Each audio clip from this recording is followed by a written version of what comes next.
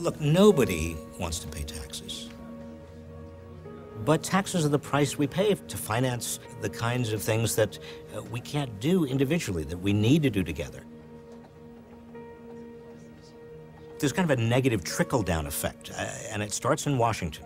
I mean, if the wealthy are not paying their fair share, and if the middle class are basically stagnant and are not paying much in taxes because they're not making much money, then you're going to have a budget crisis somewhere along the line.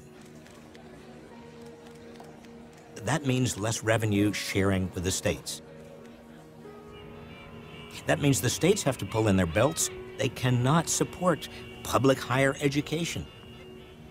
As state funding to institutions of higher education went down, tuitions went up to compensate. At Berkeley, where I teach, in the 1960s, tuition was free. In the 1970s, it was $700 a year, in today's dollars. But now, it costs $15,000 for in-state residents. Next week, members of Congress are going to have a chance to vote on what we call the Buffett rule, and it's simple. If you make more money, more than $1 million a year, not if you have $1 million, but if you make more than $1 million a year, you should pay at least the same percentage of your income in taxes as middle-class families do.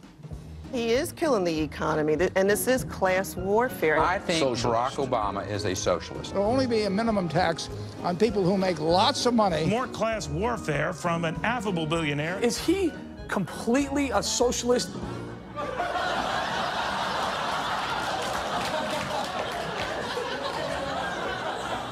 Is Warren Buffett a socialist?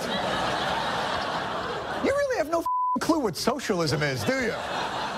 CEOs and Wall Street have been doing enormously well. Why should they get continued tax cuts when, in fact, we have a huge deficit way down the line? Robert Reich, you know Robert Reich? I do indeed. He's a communist, you know that, right? Communist/socialist. Okay. Confused. The guy secretly adores Karl Marx and is up there in Cambridge.